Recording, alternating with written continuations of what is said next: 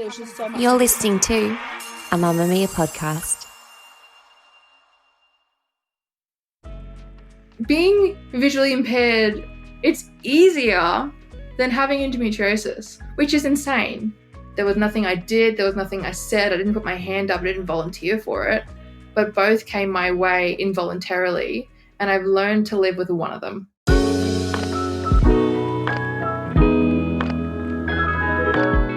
Imagine breaking a world record at the Commonwealth Games. Should be the single greatest moment of your life, right? But instead of wearing your gold medal out and proud while celebrating with your teammates, you are instead curled up in your hotel room on your bed alone, unable to move. That was the reality for Katja Dedekind. Katja, you see, is an Australian Paralympic champion swimmer. She's visually impaired, but for her, that disability pales in comparison to the chronic condition she's been battling behind the scenes for years. Because Katja, like so many other Aussie women, has endometriosis. In fact, she's one of nearly 1 million Australian women and girls currently living with the condition. And to put that into some perspective for us, roughly 1 in 7 women in Australia will live with this disease at some point in their lives. For Katja, the complications started when she was just 9 years old, and by 21, she made a really radical decision regarding her fertility just to get her quality of life back. Today, in a truly awakening episode of the Well Summer series, she's going to join us, along with her very cute emotional support dog, Duke, to share a story of pain, resilience, and the tough choices female athletes have to make when their health is on the line.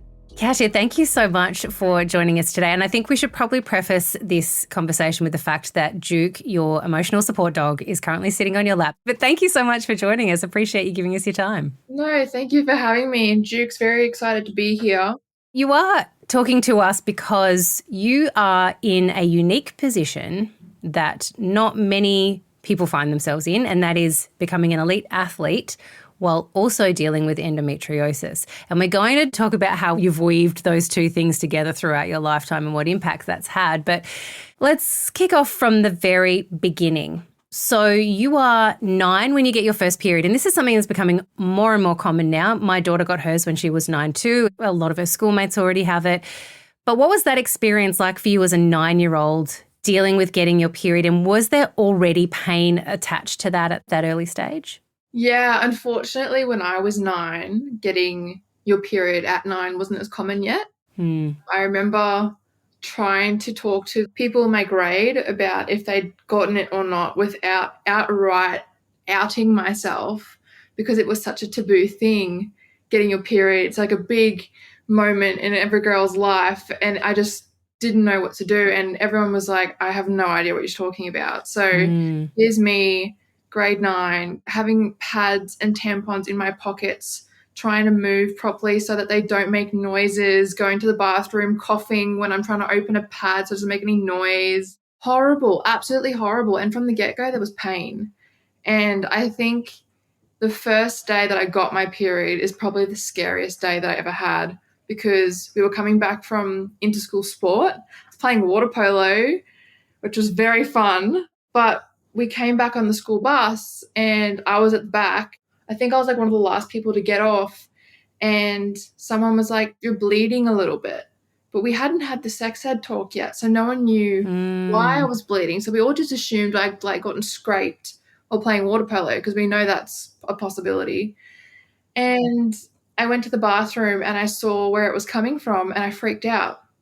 And I didn't have a phone yet, but here's me bleeding heavily from the get-go, in pain, freaking out.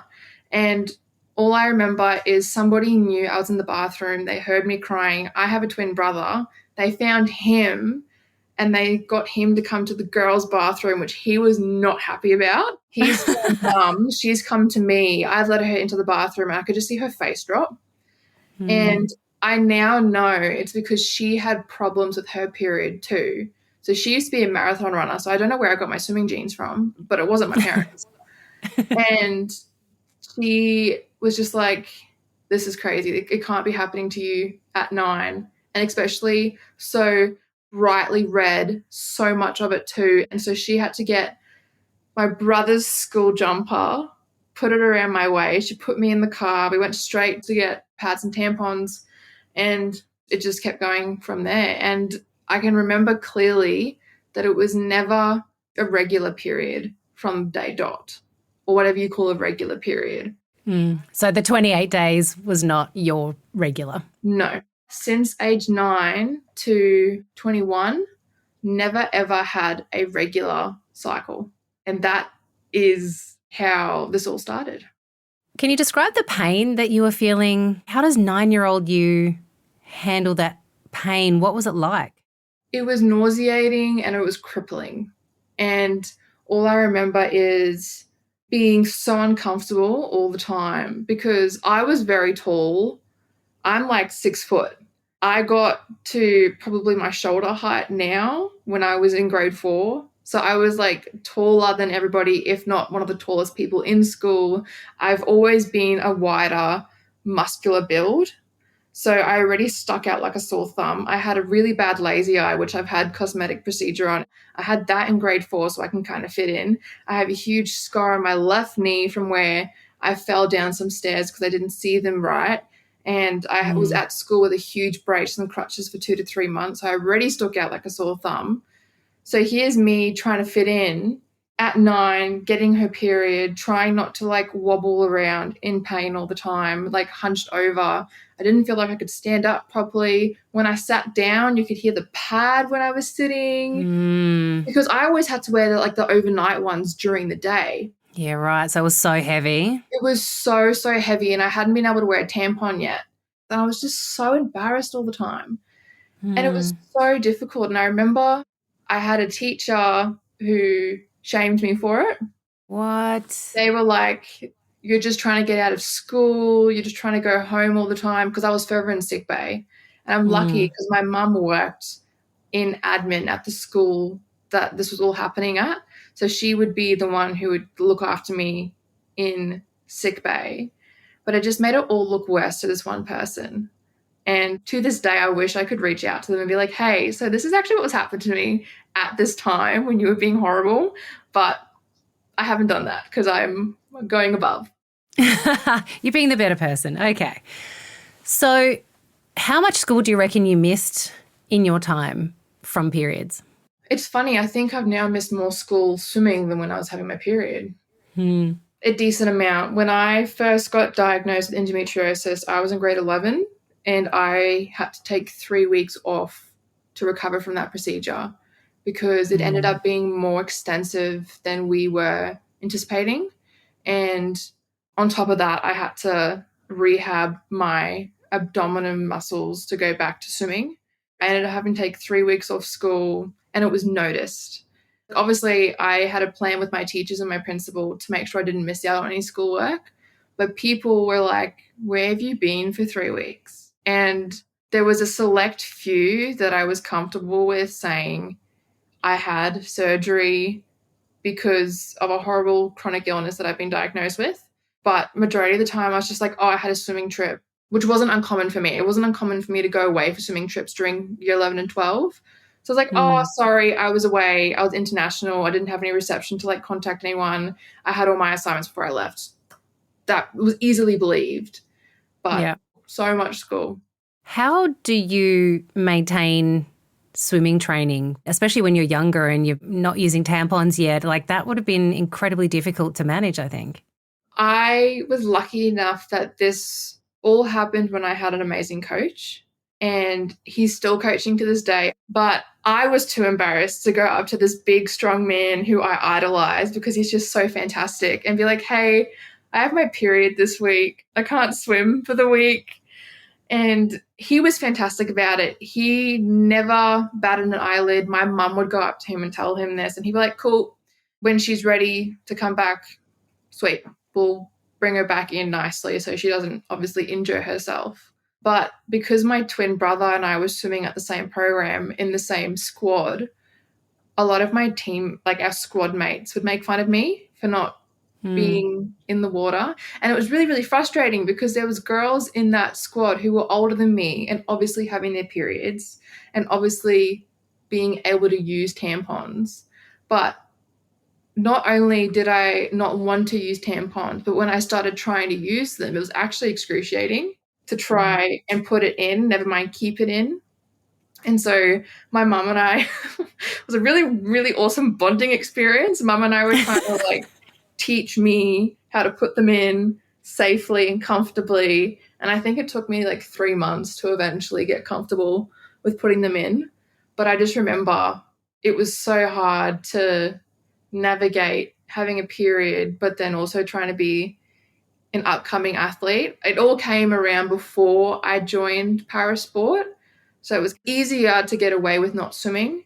But then once I got to Paralympic level, which happened also quickly, it was a lot harder to try and cope with a period and then lack of training, and then how that affects your whole training cycle and how it affects your whole prep going towards a meet. On top of dealing with incredibly heavy menstrual flow, the pain with endometriosis, I imagine, isn't ideal when you're training to become a Paralympian. Like, how do you manage that? It sounds like a really, excuse the swearing, bullshit answer, but you don't. I said this to somebody, I think it was when I was doing the Bupa campaign about our health stories and how it's okay to talk about them. I'm not sure if it was during the campaign where it's like, how do you manage with it? You don't. You don't figure out how to manage with it because every day is different, unfortunately. Some days heat was fantastic on my stomach and my lower back. Sometimes it was cold. Sometimes I could not bear to be submerged in water. Really inconvenient for being a swimmer. Swimming in winter, sometimes it was the best thing for my endometriosis. Sometimes it was the worst thing for my endometriosis. So I could never win. And sometimes lying flat was the best thing. When you're swimming, you're flat out, you're extending. So when it wasn't the best thing for me, my coaches would notice it because I physically couldn't straighten out all the way. So did I ever find a way to manage it? No. The way that I found to manage it, unfortunately, is not an option for everybody else, and that is having a hysterectomy. And it's one of the best things I ever did for me as a person, not even me as an athlete, but unfortunately that option's not available to everybody else, and not everybody wants to have that done. So if somebody learns how to manage their endometriosis in their everyday life while being an elite athlete, congrats, because I couldn't do it. But unfortunately, I don't really have any advice on that front, to be honest.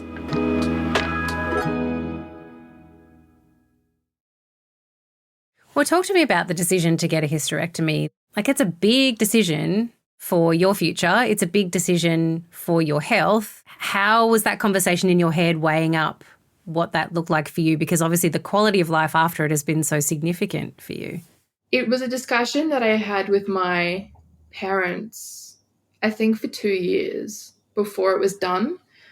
It was a discussion that I had with my gynecologist 6 months before it was done, because he's also someone who delivers babies. So I knew speaking to him about this was going to be heartbreaking for him, and I wanted to delay that as much as possible. The reason why I started talking to my parents is because more often than not, when I have a gut feeling, it's right. It ends up playing out. And my gut feeling was that this isn't going to get better. And it was around the time where I started getting all these different treatments to try and manage the endometriosis.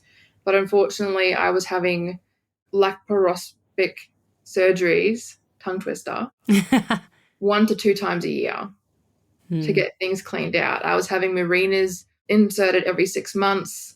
They were like breaking inside of me. They were tearing through my uterine wall. And because of all the hormones I'd been pushing through my body, but also because of all the training I'd been pushed through and the dieting and all these other things, and then endometriosis itself, the question of my fertility was obviously out and about. And at that rate, I didn't really believe I was fertile. My parents struggled with getting pregnant. So we were, I think, 7th round IVF babies, and then we came out as twins. So I already knew there was going to be problems with that in the future. And so the year that I got my hysterectomy, I had 2 benchmark meets. Benchmark meets are what swimming considers our Australian team meets. And because of COVID and the Olympics and Paralympics being pushed back a year, World Championships and Com Games were put onto the same year. So Birmingham 2022 Com Games was my first ever Com Games. They hadn't held visually impaired swimming events in previous games, so it was very excited to be involved in that games. And the World and the Com Games championships were held 4 weeks apart. So we were in Madeira in Portugal for 2 weeks racing there, and that's when I had my first gold and 2 silver medals individually. It was so, so exciting. I swam so well on top of that, which was just fantastic. And then 4 weeks later, we had Com Games where I broke the S13 50-meter freestyle world record and got a gold medal, which is just outstanding. But the thing that many people don't know is that year was my sickest year. I had started my period 3 weeks before we left for Madeira. And by the time we left for Madeira, I was still bleeding. My periods up to this point, I was wearing a tampon and an overnight pad, and I was still leaking through. So even with all the hormones and the marinas and the pill and all these other things that my gyno and I had worked together to try and slow down the bleeding, it wasn't working. So 3 weeks before Worlds, start my period. I raced at Worlds with my period in a lot of pain, more often than not wishing I could have a painkiller, but because of drug testing, majority of the time, the painkillers at work you can't take, which I respect, right? I'm all here for, safe sport and no one doing the wrong thing. But there was a point in time where I was But it's hardly a level playing field when you're in crippling pain. Yeah. What's the frustrating thing, right? You go to the Paralympics to race against people with your disability and your difficulties, with people who understand the struggle you go through. And we may not speak the same language, but we understand the hardships that we go through. And then you've got a chronic illness just dumped on top of your head. And so I didn't tell the girls that I was racing against about it until 2023 World Championships. Our usual yearly catch-up, because they're all too far away to catch up with regularly. And so we'd all update in the marshalling room before we race, and we'd tell each other like all these exciting and not so exciting things. And I told them all about it, and they were all heartbroken, but we still all had fun racing at the end of the day. But I would go to that Worlds in 2022, still bleeding, wishing I could have painkillers, couldn't have painkillers. I came home for 2 weeks, still bleeding. I met with my gynecologist to get another script for one of the hormones that I was taking to try and fix this all. And he's like, we might need to have a conversation when you get home. And I said to him, is this the conversation that I'm hoping we'll have? And he said, unfortunately, yes. That conversation was, are we going to do a hysterectomy? I went to Com Games. I went all that way, which is very far away from Australia, might I add. Very uncomfortable plane seats with back pain and stomach pain and very small cubicle, and you've got like a pad and a tampon in your pocket trying to go through all these things. And there's nothing worse than trying to change that out in a plane toilet. Which aren't the cleanest. No. So you're like sanitizing everything, then you're doing it, then you're sanitizing everything again. Yeah. But I raced at Com Games. I swam one of the best times I'd swum ever, because obviously it's a world record, so it has to be one of the best times ever. And I remember the night and the day after my world record swim, I was in bed in pain. And the doctor had come and given me Nurofen and Panadol. Does nothing. It does nothing for me. Mm-hmm. But that's all she could do. And I should have been out celebrating with my teammates and my coach and my country. I should have been going to interviews like other athletes who had won gold medals for the Australian team at Com Games. Telling the world about it. All I could do was lie in bed and feel sorry for myself because I was in so much pain. And the worst thing is, more often than not, when I would race, my bleeding would become heavier and then I would leak. And thank God my race suit that year was black because you couldn't see it. And it was horrible because all I wanted to do was celebrate, and I was just in bed the next day. I was on FaceTime with my mom and I was like, hey, I bled through my race suit while I was racing that swim, but hey, no one saw it. And it was so bad. And so when I came home from Com Games, I think it was like 2 weeks after I came home to give myself some downtime and to process everything that had happened, I met with my gynecologist and he's like, it's progressing very quickly. And I was like, sweet. are we going to do what I've been asking to do for the last 6 months because I know it's going to do me a world of good? He's like, I can't promise you that this will improve your quality of life. Only thing I can promise you is that it's going to stop the bleeding. And I was like, that's a good enough answer for me. But I had this feeling in my chest that I was like, this is going to be the best decision I make for myself. And so it was a month after my 21st birthday, 14th of September, 2022. I had my hysterectomy. I've got a photo of me and my mum both like flipping up my fingers to the camera, being like, screw you, endometriosis. And she played with me all the way in until they knocked me out. And I know once they knocked me out, she left crying because the nurses had to escort her out, and they put her in my room that I was going to be staying in for the next 3 to 5 days, because you've got to learn how to go to the toilet again. You've got to learn to walk again. And I remember waking up from that procedure and going to the toilet for the first time and not having any pain. And then I start bawling. Mum's like crouched beside me on the toilet crying because I'm happy I'm no longer in pain. She's crying because I feel good. And then you've got these 2 nurses outside making sure I don't pass out on the toilet crying because a 21-year-old's happy that she's lost an organ so she can pee without pain. Yeah. And every week after that, I just improved. I had no more pain. I could stand up again. I could stand up for longer periods of time. I could train again. I didn't have to worry about all these pads and tampons. If I was going to have enough when I was traveling internationally, because half my suitcase when I traveled internationally was pads and tampons.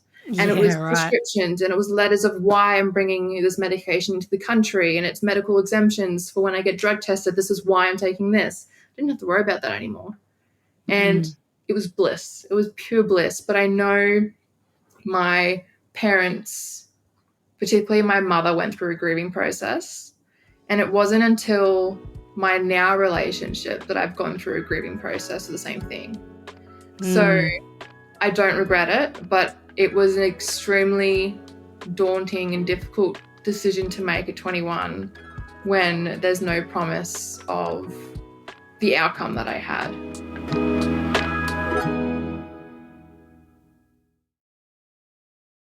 How do you feel now when you see, and I mean, we're still not quite at taking endometriosis into consideration where it comes to elite athletes, but there is more discussion at least around menstrual cycles of elite athletes. And I've seen a swimmer who talked in an interview after a race and said, I got my period and it threw me off. And there are football teams now who train differently depending on their players' menstrual cycles because they know that they can get injured more easily during certain parts of the cycle. Like, how does that feel when you see that kind of progress in women's sport where we do at least start taking menstrual cycles into consideration? It makes me very happy. I wish that there was this kind of consideration when I was going through my struggles, purely because it would have been good research. Which sounds really funny. I don't wish this was happening when I was going through my struggles to benefit me. I wish that it was going on because it would have been fantastic research. I was one of the few who could multitask a chronic illness and elite sport. And there's more people coming through and doing the exact same thing, which makes me so, so happy to see. But there's not enough research being done about it. There's not enough research being done into women's health. There's not enough research being done into women's sport. And there's not enough research being done into women's health in sport. It's crazy how when a female elite athlete goes through these things of periods, motherhood, they think it just ends there.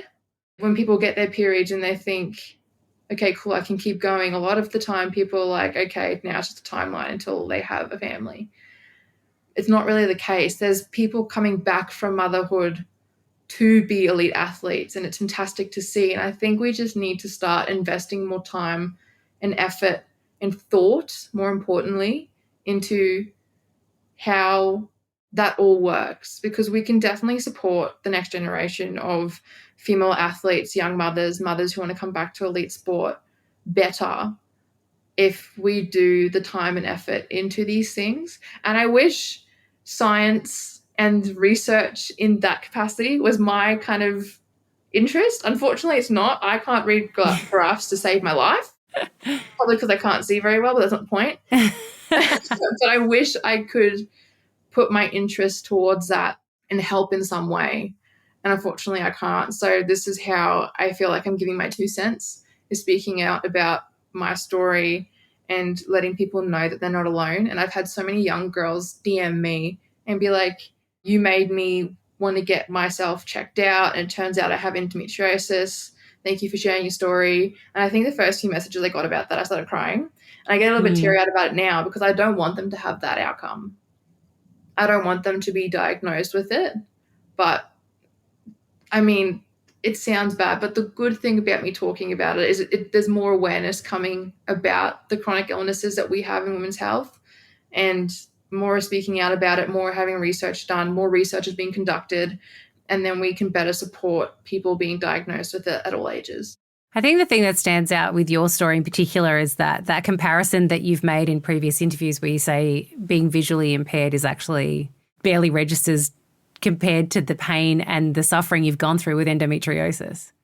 I've been visually impaired my whole life. My right eye has been blind my whole life. I was born this way. I've grown up with a visually abled twin brother. My parents said, follow him, do what he does. So I did. I tried soccer, I got hit in the face, stopped playing soccer. He kept playing soccer. Played cricket, got hit in the face with a cricket bat. Stopped playing cricket. Probably a good choice, yeah. Yeah, I stopped when I hurt myself, right?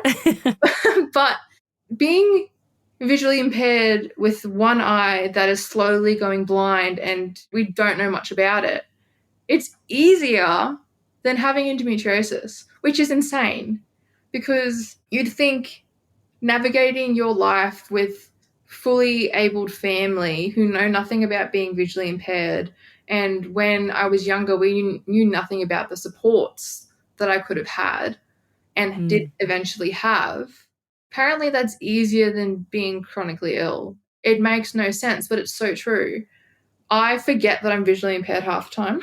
I forget all the time, and then I can't see something and I'm like, why can't I see what I'm looking at? Yeah. I could never justify why I was feeling the way I was feeling, because to me saying, oh, I feel this way because I have endometriosis was not enough. There was nothing that I did to warrant either my visually impaired disease or my chronic illness. There was nothing I did. There was nothing I said. I didn't put my hand up. I didn't volunteer for it. But both came my way involuntarily, and I've learned to live with one of them. The other one I got rid of. And correcting myself on that, I didn't actually get rid of it. It can still grow. It's still in there. But I got rid of it. It's in check for the moment, right? Well, see, I don't know if it's actually stopped growing. I've been having a lot of problems since January of this year. So if it has started to grow again, hey, I got like 2.5 years of pain relief. That's good enough in my books. And you don't sometimes bleed for 6 months straight. Oh, you know how nice it is not to have a period anymore? I can imagine from your perspective, pretty good. People who have regular cycles, I think, would be wishing to not ever have a period again. I think anybody with a period would be wishing not to have a period right now.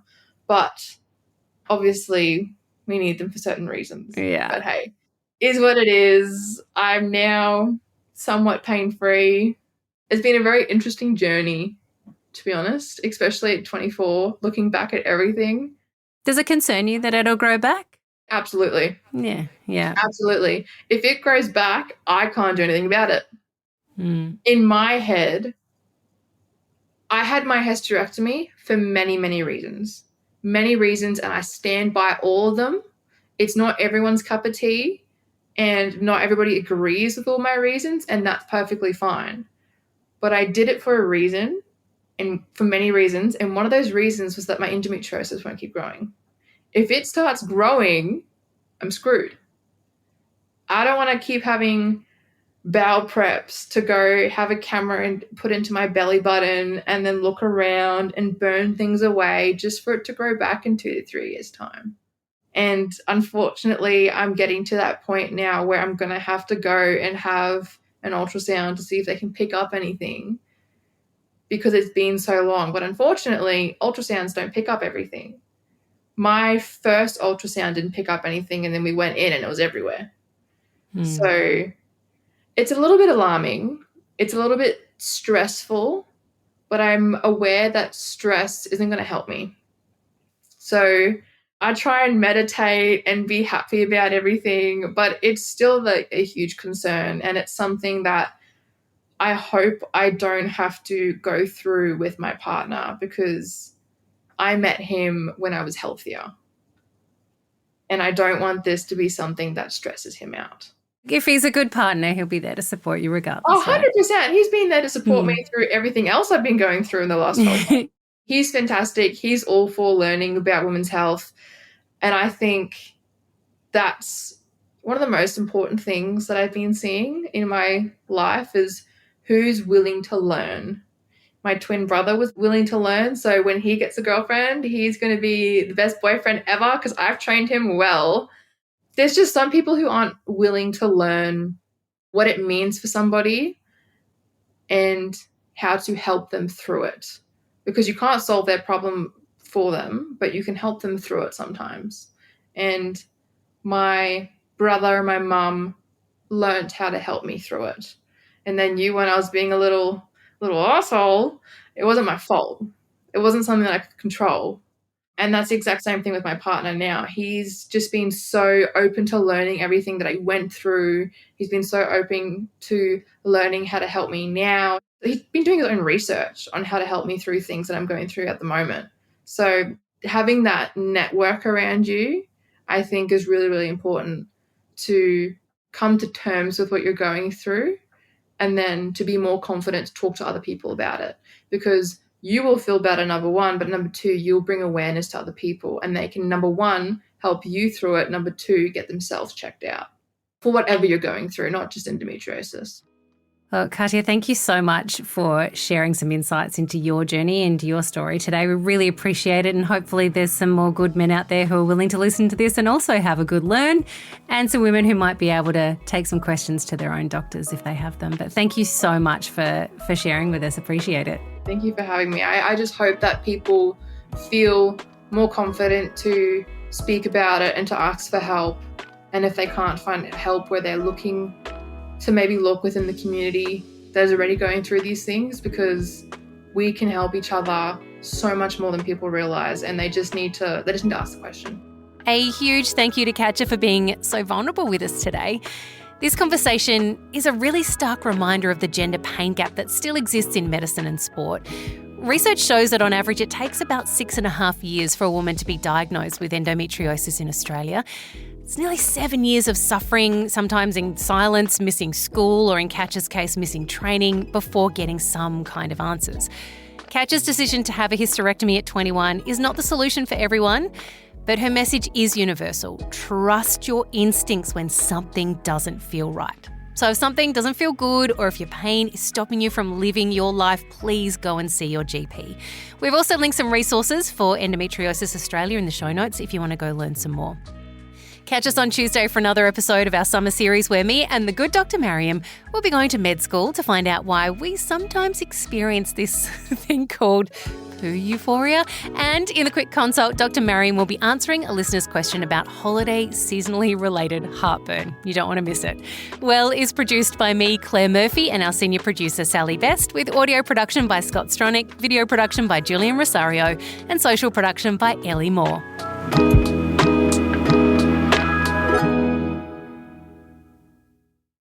Mamma Mia acknowledges the traditional owners of the land we've recorded this podcast on, the Gadigal people of the Eora Nation and the Wonnarua people. We pay our respects to their elders past and present and extend that respect to all Aboriginal and Torres Strait Islander cultures.